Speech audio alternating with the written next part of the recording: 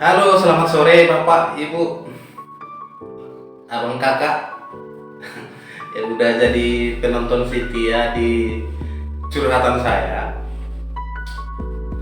Nah, dalam video kali ini saya akan coba menceritakan yang udah saya janjikan sebelumnya di video sebelumnya, yaitu kisah hidup saya menjadi seorang tukang pemulung botot. Nah, sebelum ke sana ada cerita-cerita sebelumnya. Kondisi di sana kan atau situasi saat itu saya udah kuliah. Jadi saya udah punya teman dekat laki-laki atau bisa dibilang sahabatan sih. Nah, kami itu ada yang lebih dekat itu ada 3 orang. Sampai ada istilah untuk kami itu adalah 3S. 3S, sehidup, sepenanggungan, dan semati. Nah, kira-kira kayak gitulah. Tapi pada akhirnya ada muncul istilah baru dari persahabatan itu adalah kawan hidup kita mati gitu. Karena apa? Cerita-cerita itu berkaitan dengan namanya kan berkawan. Makan kawan kita makan, nggak makan kawan kita nggak makan kan gitu. Ya jujur aja dibilang dari bertiga kita teman, ekonominya yang paling lemah itu ada di aku.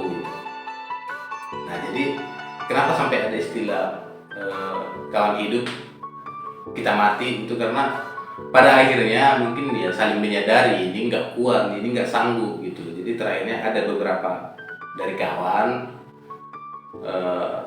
dia sering makan sendiri gitulah, bukannya berarti kita nggak bisa makan, tapi dia sering makan sendiri, menghindar gitulah.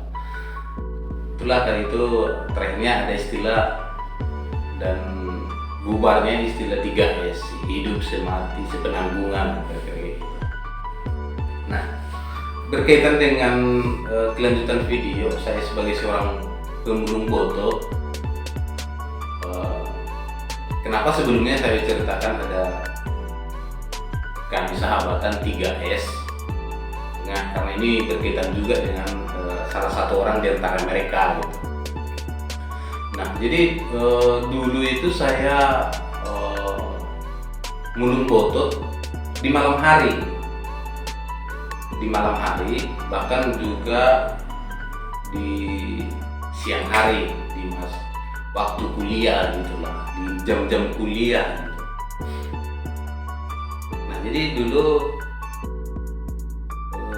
saya itu mulung botot itu lebih intensitas waktunya lebih banyak itu di malam hari. Pulang parkir jam 10 malam saya keliling-keliling di daerah-daerah dekat-dekatan kos sambil ngambil botot.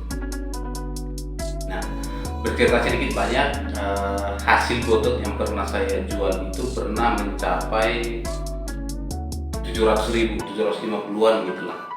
Lumayan sih, hampir sama dengan kiriman atau bulanan saya pas waktu kuliah gitu. Ini lumayan menggiurkan, tapi memang itu saya kumpuli hampir 2 bulan, 2 atau 3 bulan lah. Itu terdiri dari botol minuman aqua gelas yang udah dikorek, dibersihkan, kardus dan lain-lain lah. Itu pernah saya jual di dekat rel kereta api, ada di situ penampungnya hampir atau 700.000 lebih. Lumayan sih. Nah, yang paling sedih dari cerita ini saya sebagai pemulung botot adalah pernah saya masukkan botot di tas saya pas waktu kuliah atau pas jam perkuliahan. Ini serius, nggak bohong, ini serius. Pernah saya masukkan botot, dan banyak, ini bukan cuma 1 atau 2. Kalau 1 atau 2 botol minuman bisa saya bilang itu botol minum saya kemarin bisa aja. Ini nggak bisa ngelak bos. Saya masukkan banyak botol aqua gelas, saya kumpulkan, saya rapatkan biar lebih padat, saya masukkan di tas. Nah, anehnya saya lupa waktu jam perkuliahan pernah tas saya dibuka sahabat saya ini. Makanya sebelumnya saya ceritakan pas kuliah kami ada 3 orang teman dekat laki-laki kan gitu. Dia melihat botot di tas saya dan dia manggil saya, "Lai," katanya, langsung saya gini. Nah, itu dalam artian ada isyarat jangan kasih tahu. Gitu. Jadi dibilang dia, "Lai, ngutip botot." Terpaksa saya bilang, "Iya, tapi minta tolong jangan kasih tahu sama kawan-kawan," kan gitu. Malu ya ibaratnya anak kuliahan dan saya sendiri juga sih jaga harga diri kan biar nggak diinjak-injak kawan kan gitu. Tahu dia saya ngumpuli botot. Nah, yang kedua, saya sebenarnya sangat jarang bawa kawan ke kos karena apa? Kondisi nggak memungkinkan. Yang kedua adalah banyak botot di kamar saya. Ini real bos, nggak bohong ini real. Jadi ini adalah kisah hidup saya. Karena saking banyaknya kisah hidup yang saya alami, makanya saya terniat buat video beginian. Karena sebelumnya kan udah pernah saya ceritakan juga, saya udah pernah buat sebuah blog tapi bermasalah gitu. Jadi kita buatnya seperti ini. Selain itu juga, ini kan saya udah jadi pemulung botot nih. Pernah ada konser di lapangan Benteng di Medan, entah konser band apa lupa. Di sana kita bawa banyak botot. Saya bawa karung yang besar. Kalau tahu karung untuk tempatnya baju monja, nah, kira-kira segitulah ukuran besarnya karungnya saya bawa. Full, penuh, banyak itu. Berarti dalam arti banyak botot yang kita bawa, uangnya pun lumayan kan itu. Jadi pernah saya ngumpuli botot di lapangan Benteng. Pas waktu ada konser waktu itu entah band apa lupa. Jadi di dekat atau di wilayah tempat saya ngekos sebenarnya ada beberapa yang sering ngumpuli botot. Tapi ada yang lebih fokus ngumpuli botot. Jadi dalam artian keseharian dia memang udah ngumpuli botot gitu. Jadi kita ikut sama-sama ke sana karena ada konser, tahu ada konser pasti banyak botol di sana, botol minuman, kardus-kardus minuman dan lain-lain segala macam. Kita bawa banyak. Gitu. Jadi waktu itu full, bahkan ditambah lagi satu lagi karung yang kecil. Nah jadi posisinya waktu itu saya membawa adalah yang besar saya taruh di atas kepala, baru yang satu lagi yang kecil saya ginikan di belakang. Coba bayangin, lumayan berat juga dan lumayan ribet untuk membawanya ke kos. Dari lapangan Benteng ke kos saya itu kalau nggak salah jalan kaki ada sekitar 25 menit dengan bawaan seperti itu. Nah, beruntungnya waktu itu nggak tahu dikenali orang atau enggak mungkin nggak ada kawan di sana yang nggak kenal.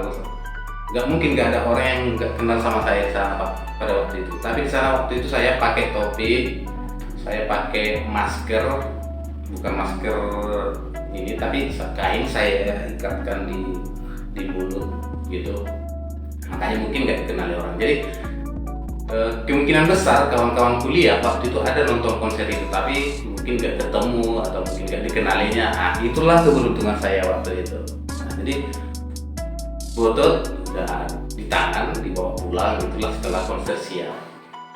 Nah jujur waktu saya kuliah itu sebenarnya jam tidur saya itu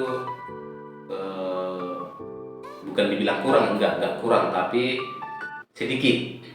Karena pulang parkir jam 10, saya usahakan sampai jam-jam 12 atau jam 1 itu masih nyari botot. Makanya saya bilang saya adalah pemulung botot dan ada hasilnya gitu.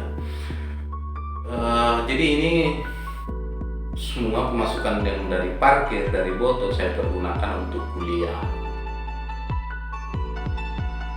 Nah jadi kisah yang paling unik itu saya rasa adalah saya ngumpuli botot di kampus, saya masukkan di tas dan dilihat oleh teman saya. Aduh, astaga, nggak enak kali. Nggak enak bos. Nah, tapi lama kelamaan itu udah menjadi hal yang biasa. Kalau ada pun kawan ke kos dan mereka mau dilihatnya pun barang-barang botok di kamar saya, itu udah menjadi hal yang biasa dan wajar sih. Kan nggak ada yang salah, bukan mencuri atau bukan merampok, kita ngumpuli botol. Nah, jadi itulah kisah saya sebagai pemulung botol.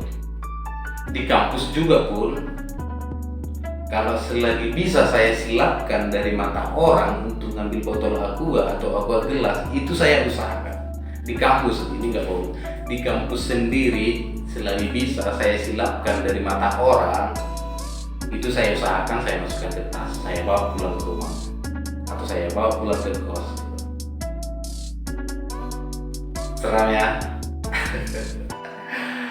Kalau seandainya ngumpuli botol di tempat lain masih oke lah. Ini di kampus pun saya usahakan. Di kampus saya usahakan. Oke, kisah hidup saya sebagai pemulung botol kira-kira disitulah dulu, sampai di situ dulu. Dan ini memang nggak terlalu lama. Ini saya kerjakan nggak terlalu lama karena seingat saya pernah ngejual botol itu sampai hanya 4 kali. 4 kali dalam artian mungkin taruhlah sekali sebulan baru ngejual, berarti itu hanya sebatas 4 bulan, kira-kira 4 ke 5 bulan gitu lah. Jadi ini nggak berlangsung lama, yang lebih lama itu adalah jadi tukang parkir. Tapi ini kenapa saya ceritakan ini saya sebagai tukang botol, karena ada kawan dekat dan bahkan ketahuan di tas saya itu adalah botol. Jadi ini perlu saya ceritakan kepada kawan-kawan yang jadi nonton video ini.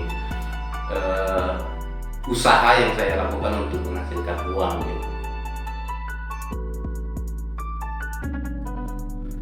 Oke, kita kembalikan ke alur cerita di masa masih SD. Untuk video ini, kedua video terakhir ya, kita skip dulu sampai di sini. Masih banyak sih kisah-kisah yang lain dan mungkin nanti jadi nampaknya sih akan random.